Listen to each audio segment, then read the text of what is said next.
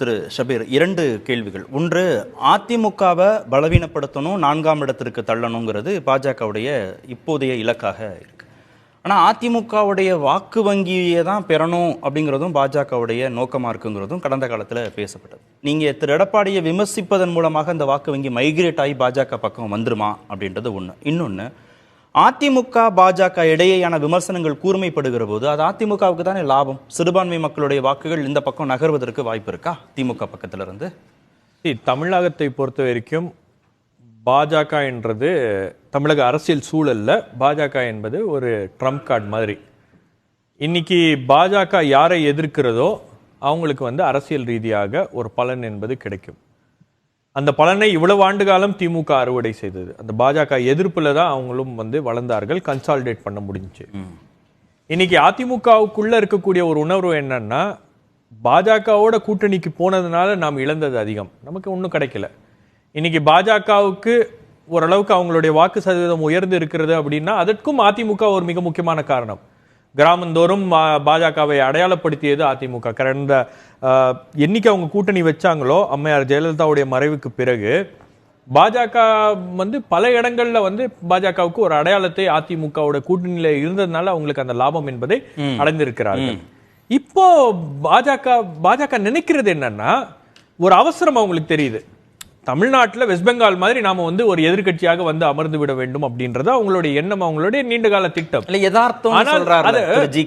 இல்ல அத நீங்க அதை அடைவதற்கு நீங்க இங்க இருக்கக்கூடிய அரசியல் தலைவர்களை கொச்சைப்படுத்துவது, அநாகரிகமாக பேசுவது, தவறான தகவல்களை சொல்லுவது, தமிழ்நாட்டில் இருக்கக்கூடிய ஐக்கன்ஸை நீங்க அவர்களை வேறு விதமாக பேசுவது, அப்போ எல்லாரையும் நான் சிறுமைப்படுத்தி பேசுவது, இந்த மாதிரியான அரசியல் அப்படின்றத தமிழ்நாட்டு மக்கள் எப்படி ஏத்துப்பாங்க?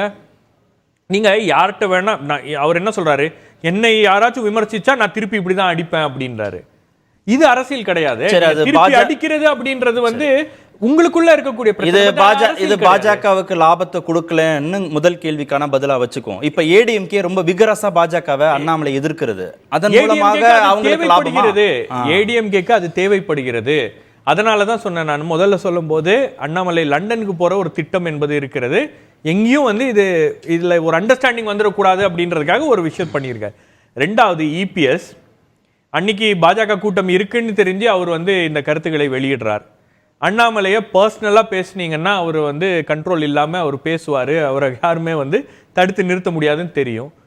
ஸோ பாஜக அதிமுகவை எதிர்த்தால் அது தமிழக சூழல்ல அதிமுகவுக்கு லாபம் என்ற ஒரு கணக்கும் இதுல இருக்கிறது. அது அதிமுகவுக்கு வலு சேர்க்கும். அதிமுக தொண்டர்கள் இன்னைக்கு தெருவில் இறங்கி போராடுறாங்க, கொடும்பாவி இறங்கிறாங்க. அம்மையார் ஜெயலலிதா இறந்ததுக்கு பிறகு எனக்கு தெரிஞ்சு இவ்வளவு வேகமா அவங்க வரல. பட் சவுத்ல அதை பண்றாங்க, கொங்கு மண்டலத்துல அது நடக்கல.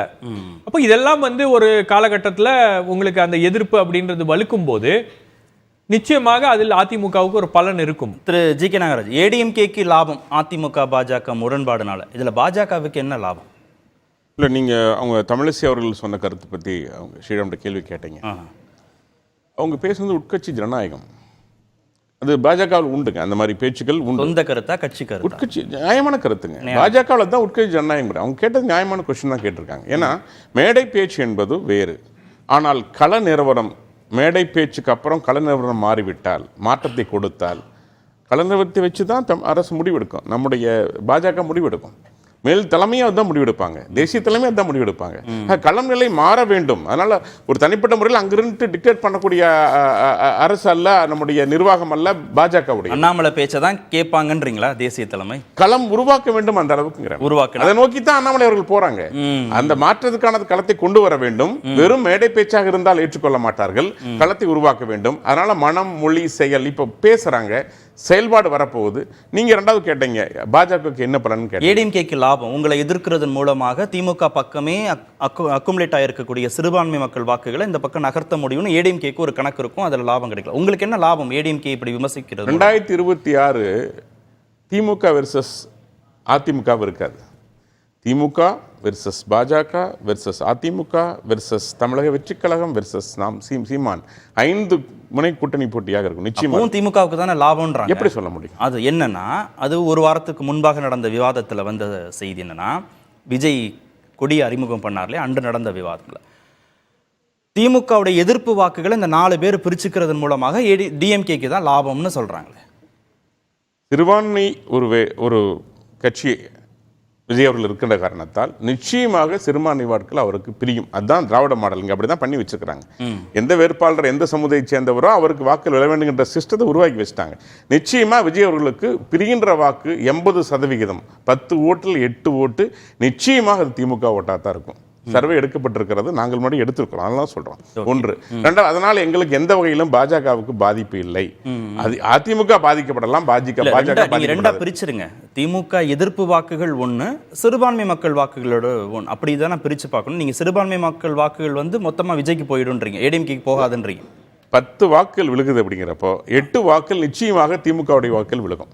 விஜய்க்கு நிச்சயமாக விழும். அது மைனாரிட்டி அதிகமாக இருக்கும் அப்படிங்கிறது ஒன்று. ஏடிஎம்கேக்கு போகாது. ஏடிஎம்கேக்கு போகலாம், போகாம இருக்கலாம். அவங்க எடுக்கிற அந்த முயற்சியை பொறுத்து, அவங்களுடைய முடியை பொறுத்து, அவங்களுடைய தேர்தல் களத்தை பொறுத்து. உங்களை வீரியமா எதிர்த்தா விழுமா? அதுக்கு தான் எதுக்குறாங்க. இருக்கலாம். பாஜகவை இருக்கிறதுனால் சிறுபான்மை ஓட்டுக்கு வரலாம் என்று ஒரு கனவு இருந்தால் கூட இருக்கலாம். கடந்த தேர்தல் அது நடக்கல. நீங்க நாடாளுமன்ற தேர்தலில் அது நடக்கல.